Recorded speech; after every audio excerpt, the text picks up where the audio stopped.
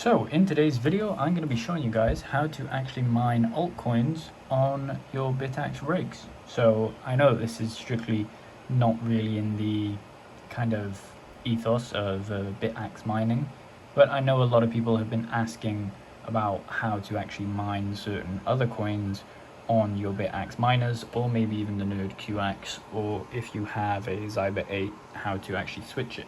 And it's very easy, so I thought I'd make a guide for you guys. And these include coins like Bitcoin Cash, Bitcoin SV, Digibyte, and other coins that we'll go through today. So the process is pretty simple, so this is going to be a short video. But before we get into all that and throw it over to the computer, I'd like to thank the sponsor of this video, Crypto Miner Bros. Since 2018, CryptoMinerBros.com has been the premier site for top-tier crypto mining hardware, earning the trust of miners across the globe. The prices displayed on their site cover shipping and DDP straight to your doorstep, ensuring no unexpected costs at checkout. They deliver to over 100 countries and even provide lower invoicing options to help you cut down on customs fees. Payment is a breeze with options like direct bank transfer or cryptocurrencies including Bitcoin, USDT, or Ethereum. With over 250 ASIC options, they stock some of the channel's favorites like the Bitaxe, the Bitaxe Touch, and the Avalon Nano 3S. Join tens of thousands of happy customers who rely on CryptoMinerBros.com for dependable hardware fulfillment, clear pricing, and a top-notch service. Check out CryptoMinerBros.com today, link in the description. Okay, so to actually start mining on a different coin, this is what you're going to do. So as long as you've set up your kind of Bitaxe or Nerd QX before to mine Bitcoin and you've only gone through that process, this process is going to be pretty much the same thing, but we just need to direct it to a different coin. So first thing, you're going to pick what coin you actually want to mine. So this is a website called Mining Pool Stats, and it shows you basically all the pools that you can mine to for all of these coins that you see here. But obviously the Bitaxe can only mine to SHA-256, so we should filter this to that. And that gives us a list of all the coins that we can mine using the Bitaxe. So you have Bitcoin, obviously at the top, Bitcoin Cash, Bitcoin SV, eCash, Digibyte, Syscoin, Lastos, Fractal Bitcoin, Peercoin, Hathor, and then a bunch of other coins as we go down the list. So basically what this website does is once you click into a coin, it's going to list out all the pools that you can actually mine to. So this is going to be mainly for solo mining a different altcoin. And what I mean by that is that you want to pick a pool that is basically all solo instead of a pool that is PBLNS, which is going based off of the shares you submit.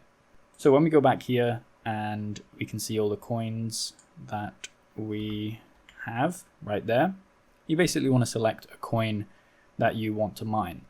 So the odds of finding a solo block on these obviously decrease as you go down the list. On miningdutch.nl, it actually displays the difficulty. So one thing you can do is go back to your AxeOS and see what your highest difficulty is. As you can see there, 1.39G. So the odds of finding anything kind of above that are very high, typically. So you'd want to find a coin that is around that range if you are looking to even solo mine a block on one of these algorithms or one of these coins. So the one that a lot of people go for is Digibyte. That's the main one that people go for because the Bitaxe gammas at least can hit up into those difficulties probably once a month, depending on the luck. And Digibyte's current difficulty is 852 million. So as long as you hit above 1G, then you're probably likely to find a Digibyte block. So that's the main one which a lot of people go for. But you can also go for any of these coins up here. It's just the odds get substantially harder as you go up the list. For example, and we can kind of see that here, our highest difficulty that we've ever hit is down here, 898G. So that would have netted us a Bitcoin Cash block, as you can see.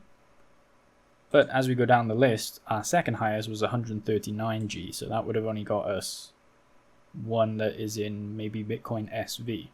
And then as we go further down the list, these numbers start to get increasingly smaller. We have the Nerd QX++, which hit 25G, and that's going to be an eCash block. So it all depends on how long you want to wait. In theory, over time, luck states or probability states that you should hit a block after X amount of time if you're mining to a network, assuming that the difficulty doesn't increase as time goes on. However, as I said, a lot of people like to mine Digibyte.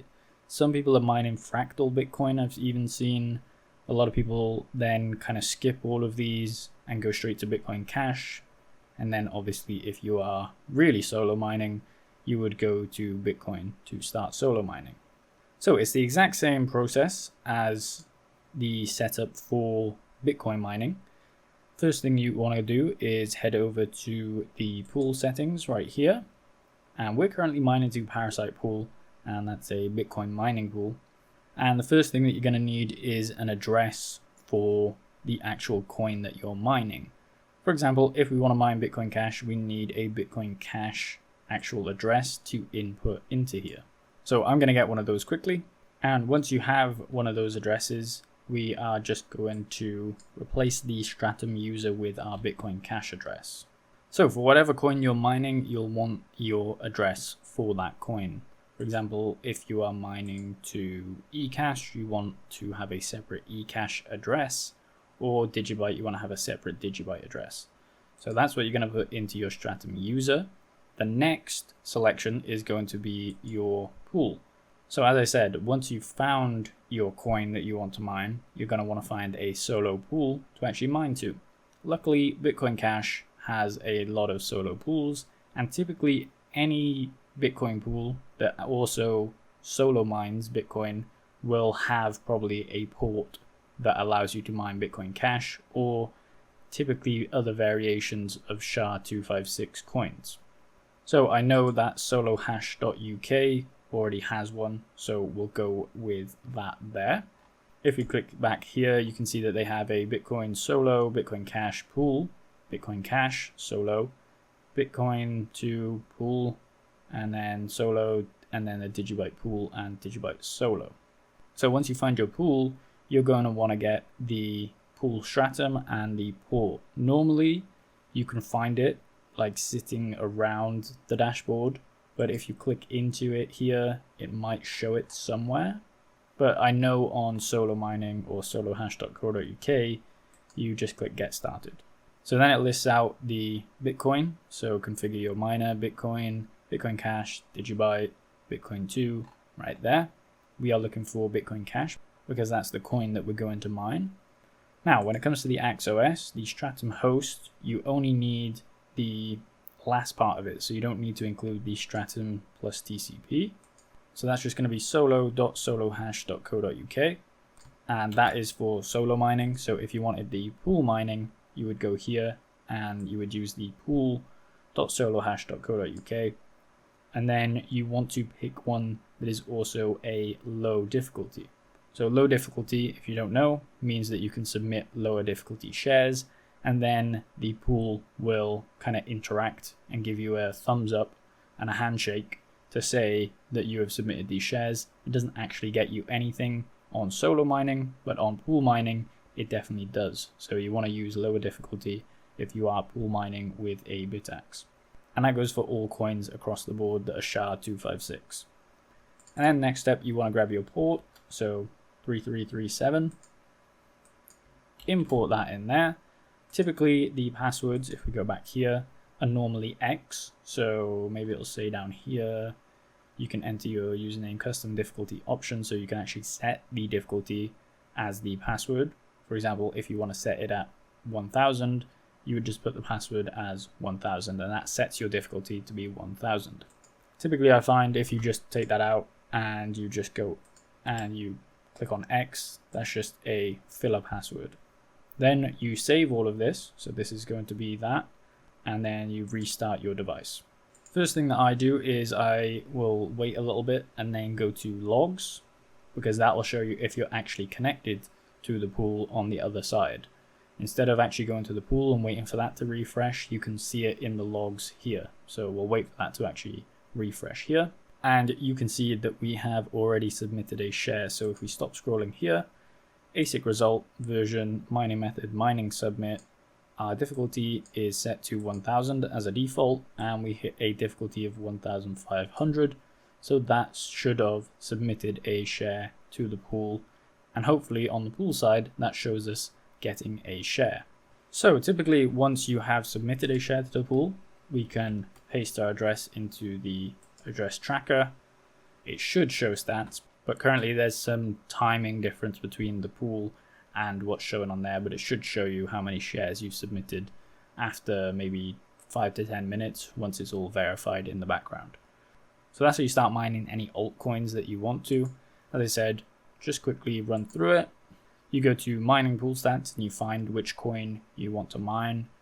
For example, Digibyte, let's mine something from there. You find a solo pool that will accept solo mining, or you could do it through the shares, but I would recommend solo mining still if you are going to use the Bitaxes. So solomining.io, and then typically you would click on something that says get started or how to connect.